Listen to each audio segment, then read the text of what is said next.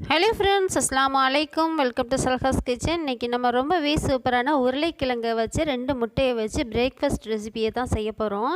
இது ரொம்பவே சூப்பராக இருக்கும், டேஸ்ட்டு நல்லாவே இருக்கும். பிரேக்ஃபாஸ்ட் செய்கிறதுக்கு நமக்கு ஒரு 5 நிமிஷம் கூட போகாது. ஸோ வாங்க அது எப்படி செய்யுதுன்னு பார்த்துடலாம். நான் வந்து ஒரு உருளைக்கிழங்கு எடுத்திருக்கேன். ஒரு உருளைக்கிழங்கை நல்லா கழுவி சுத்தம் பண்ணதுக்கப்புறமா கேரட் துருவுறதுல நல்லா இந்த மாதிரி துருவி தண்ணியில் நல்லா ஒரு அலசி நல்லா பிழிஞ்சு எடுத்துருங்க. அப்போ தான் இந்த ரெசிபிக்கு நல்லாயிருக்கும். பிழிஞ்சால் சத்தெல்லாம் போயிடும்னு சொல்லுவாங்க. ஆனால் இந்த பிரேக்ஃபாஸ்ட் ரெசிபிக்கு நமக்கு வந்து அப்படி செஞ்சால் தான் கலர் மாறாமல் வரும்.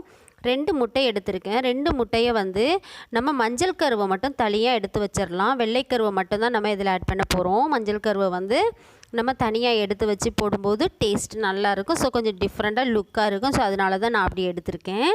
2 முட்டை பாருங்கள். 2 முட்டையும் இந்த மாதிரி நம்ம உடச்சி எடுத்துக்கலாம். இந்த ரெசிபி செய்கிறதுக்கு ரொம்பவே டைம் எடுக்காதுங்க. ஒரு 5 நிமிஷமே அதிகம்னு தான் சொல்லணும். அவ்வளோ சூப்பராக இருக்கும், டேஸ்ட்டும் நல்லாயிருக்கும். நீங்களும் ட்ரை பண்ணி பாருங்கள். இப்போ நம்ம துருவி நல்லா கழுவி பிழிஞ்சு வச்சுருக்க அந்த உருளைக்கிழங்கை நம்ம ஆட் பண்ணிடலாம். இந்த ரெசிபி செய்கிறதுக்கு சின்ன வெங்காயமாக இருந்தால் டேஸ்ட்டு ரொம்பவே சூப்பராக இருக்கும். ஸோ நான் பெரிய வெங்காயம் தான் எடுத்திருக்கேன். உங்கள்கிட்ட சின்ன வெங்காயம் இருந்தால் குட்டி குட்டி பீஸாக கட் பண்ணி போட்டுக்கோங்க. பாதி வெங்காயம் போட்டால் போதும். சின்னதாக கட் பண்ணால் பச்சை மிளகாய், மல்லித்தலை மட்டும்தான் போட்டிருக்கேன், புதினா போடலை. தேவைக்கு சால்ட்டு. இதுக்கு வந்து சிக்கன் மசாலா கொஞ்சமாக ஆட் பண்ணிடுங்க. 1 டேபிள் ஸ்பூன் போட்டால் கரெக்டாக இருக்கும். 1/2 டேபிள் ஸ்பூன் வந்து காரத்துக்கு மிளகாய்த்தூள். 2 டேபிள் ஸ்பூன் வரைக்கும் நம்ம கோதுமை மாவு போடணும். கோதுமை மாவு போட்டால் தான் நமக்கு பிரேக்ஃபாஸ்ட்டுக்கு சாப்பிட்றதுக்கு கரெக்டாக இருக்கும். கோதுமை மாவு, உருளைக்கிழங்கு, நமக்கு பச்சை மிளகாய், வெங்காயம் இது எல்லாமே சேர்த்து முட்டையெல்லாம் சேர்த்து போட்டு செய்கிறதுனால ஒரு ஹெல்த்தி ஃபுட்டும் கூட. இந்த மாதிரி செஞ்சிங்கன்னா எப்போவுமே இப்படி தான் செய்வீங்க. ஸோ டேஸ்ட் நல்லாயிருக்கும். இதை நல்லா நம்ம அழுத்தி பிணைஞ்சி நல்லா மாவு வந்து கெட்டியாக இல்லாமல் உருளைக்கிழங்கு, மாவு, முட்டை, வெங்காயம், பச்சை மிளகாய் எல்லாத்தையும் போட்டிருக்கோம்ல, நல்லா அழுத்தி பிணைஞ்சி நல்லா இந்த மாதிரி பக்குவத்துக்கு கொண்டு வந்துடுங்க. ரொம்பவும் தண்ணியும் ஊற்ற வேண்டாம். இந்த பக்குவம் வந்து நமக்கு கரெக்டாக இருக்கும். ஸோ இப்போ ஒரு பாத்திரத்தை அடுப்பில் வச்சாச்சு. அடுப்பில் வச்சதுக்கப்புறம் ஒரு சும்மா ஆயிலை வந்து இந்த மாதிரி தெளித்து விடுங்க. ஆயில் வந்து அதிகமாக ஊற்றி குக் பண்ணாதீங்க. ஆயில் அதிகமாக ஊற்றாமல் இந்த மாதிரி ஊற்றி விட்டுடலாம். நல்லா ஹீட் ஆனதுக்கு அப்புறமா தான் நம்ம அதை வந்து ஊற்றணும்.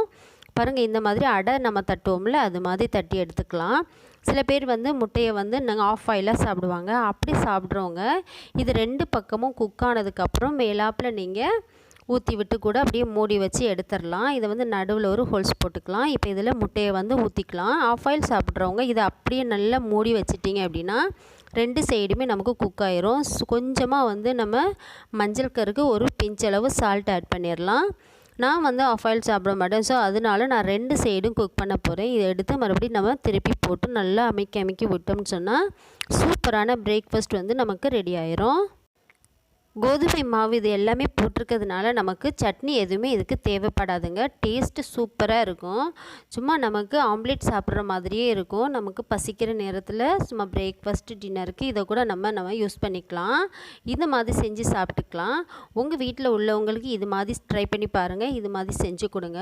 ஓகே, நம்ம சேனலில் ஃபஸ்ட் டைம் பார்க்குறவங்களா இருந்தால் சப்ஸ்கிரைப் பண்ணிக்கோங்க. பக்கத்தில் இருக்க பெல் ஐக்கானை கிளிக் பண்ணிக்கோங்க. அப்போ தான் நம்ம போடுற வீடியோ உங்களுக்கு உடனுக்குடன் கிடைக்கும்.